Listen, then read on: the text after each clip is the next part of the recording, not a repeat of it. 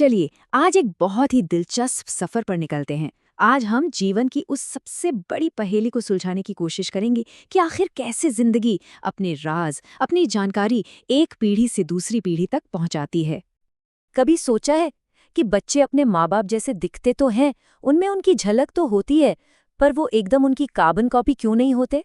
यही वो सवाल है जिसके इर्द गिर्द हमारी आज की सारी बातचीत घूमेगी। तो इस पहेली को सुलझाने की शुरुआत होती है 19वीं सदी में एक शांत से बगीचे से। यही हमारी मुलाकात होती है इस कहानी के पहले जासूस ग्रेगर मेंडल से, जिन्होंने मटर के पौधों में जीवन के कुछ सबसे बुनियादी नियम खोज निकाले थे। मेंडल का तरीका ना बहुत ही सरल था लेकिन जीनियस था। उन्होंने मटर के पौधे इसलिए चुने क्योंकि उनमें कुछ गुण साफ साफ दिखाई देते थे, जैसे कि लंबाई। उन्होंने अपनी खोज शुरू की 2 अलग अलग तरह के पौधे लेकर, एक लंबा और एक बौना। और यहीं से खेल दिलचस्प होना शुरू होता है। जब मेंडल ने एक लंबे पौधे का एक बौने पौधे से क्रॉस कराया, तो जो पहली पीढ़ी पैदा हुई, जिसे F1 कहते हैं, उसमें सारे के सारे पौधे लंबे थे, एक भी बौना पौधा नहीं। ऐसा लगा जैसे बौनापन वाला गुण कहीं गायब ही हो गया हो।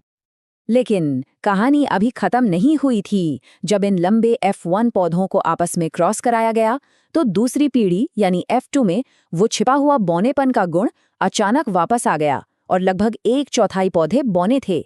यहीं से हमें 2 जरूरी आइडिया मिले: प्रभावी लक्षण जो पहली पीढ़ी में दिखता है, और अप्रभावी लक्षण जो छिप जाता है पर बाद में वापस आ सकता है। तो ठीक है, मेंडल ने हमें नियम तो बता दिए, पर अगर हर चीज नियमों से ही चलती है तो फिर ये इतने सारे अंतर, ये विभिन्नताएं क्यों हैं? चलिए अब इस पहेली के अगले हिस्से को समझते हैं।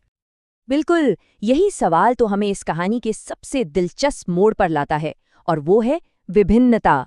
यही वो मसाला है जो जीवन को एक जैसा होने से बचाता है और दुनिया में इतनी सारी वैरायटी लाता है। इसे ऐसे समझिए, 2 तरह के गुण होते हैं। एक होते हैं वंशानुगत, जैसे किसी की आंखों का रंग, जो उसे अपने माता पिता से जीन्स में मिलते हैं।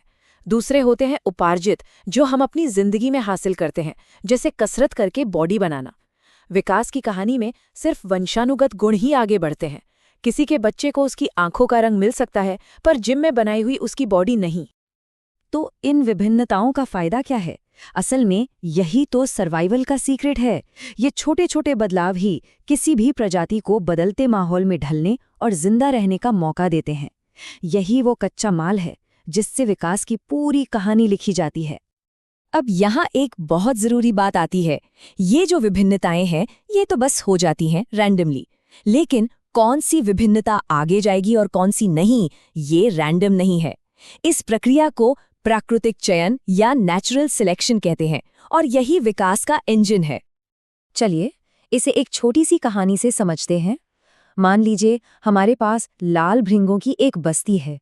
प्रजनन के दौरान बस संयोग से एक हरे रंग का भृंग पैदा हो जाता है। अब आता है असली टेस्ट। कौवे जो हैं, उन्हें हरी पत्तियों पर लाल भृंग आसानी से दिख जाते हैं और वो उनका शिकार कर लेते हैं। लेकिन हरे वाले, वो तो पत्तियों में ऐसे घुल मिल जाते हैं कि कौवों को नजर ही नहीं आते। तो उन्हें एक सर्वाइवल एडवांटेज मिल गया। तो नतीजा क्या हुआ?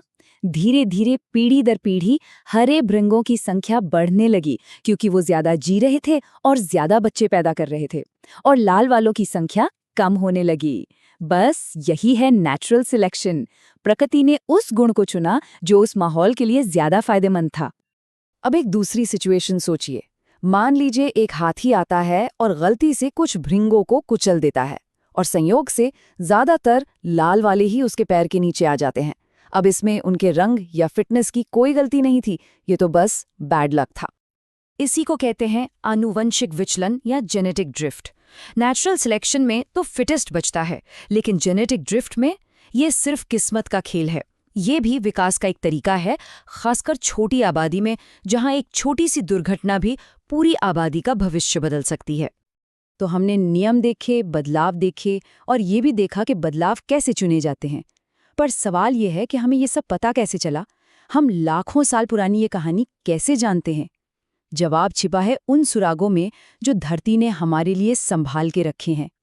सोचिए, हमारी धरती की चट्टानें एक इतिहास की किताब की तरह हैं, और जीवाश्म उसके पन्ने, ये जीवाश्म यानी फॉसिल्स जो पुराने जीवों के अवशेष हैं, हमें अतीत की खिड़की से झांकने का मौका देते हैं।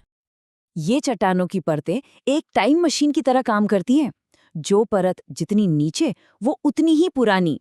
तो जब हमें नीचे की परतों में सिंपल जीव मिलते हैं और ऊपर की परतों में कॉम्प्लेक्स जीव, तो हमें कहानी का क्रम पता चल जाता है कि जीवन सरल से जटिल की ओर कैसे बढ़ा। और सबूत सिर्फ चट्टानों में नहीं है, हमारे अपने शरीर में है। जरा सोचिए, इंसान का हाथ, पक्षी का पंख और मेंढक का अगला पैर बाहर से कितने अलग हैं, है ना? पर अंदर हड्डियों का ढांचा लगभग एक जैसा है। ये क्या बताता है? यही कि हमारे पूर्वज कभी एक ही थे, जिनसे ये सभी अलग-अलग प्रजातियां विकसित हुईं। और यही सारे सुराग मेंडल के नियम से लेकर फॉसिल तक मिलकर हमारी यानी इंसानों की कहानी सुनाते हैं। सबूत बताते हैं कि हमारी प्रजाति होमो सेपियंस अफ्रीका में विकसित हुई और वहां से धीरे धीरे पूरी दुनिया में फैल गई। और ये जानना बहुत जरूरी है, हम इंसानों में जो रंग रूप के फर्क दिखते हैं ना, वो सिर्फ ऊपरी हैं। उस लंबे सफर और अलग अलग माहौल में ढलने का नतीजा है। जेनेटिक लेवल पर हम सब एक ही हैं, एक ही प्रजाति। अक्सर लोग सोचते हैं कि इवोल्यूशन का मतलब है बेहतर होना या किसी लक्ष्य की तरफ बढ़ना, पर ऐसा नहीं है। इवोल्यूशन का मतलब है अनुकूल होना। एक बैक्टीरिया अपने माहौल के लिए उतना ही सफल है जितना एक चिंपैंजी अपने जंगल के लिए। ये बस अनुकूलन की एक कभी न खत्म होने वाली कहानी है। तो अगर आज की पूरी कहानी को एक लाइन में समेटे तो वो ये है, आनुवंशिकता ने नियम बनाए, विभिन्नता ने कहानी में नए मोड़ लाए और प्राकृतिक चयन ने तय किया कि अगला चैप्टर कौन लिखेगा। और ये कहानी यहीं खत्म नहीं होती, ये तो आज भी चल रही है हर पल। तो सवाल ये है कि जीवन का अगला अध्याय क्या होगा, खासकर तब जब इंसान खुद पर्यावरण को इतनी तेजी से बदल रहा है। ये एक ऐसा सवाल है जो हमें सोचने पर मजबूर करता है। इस पड़ताल में शामिल होने के लिए धन्यवाद।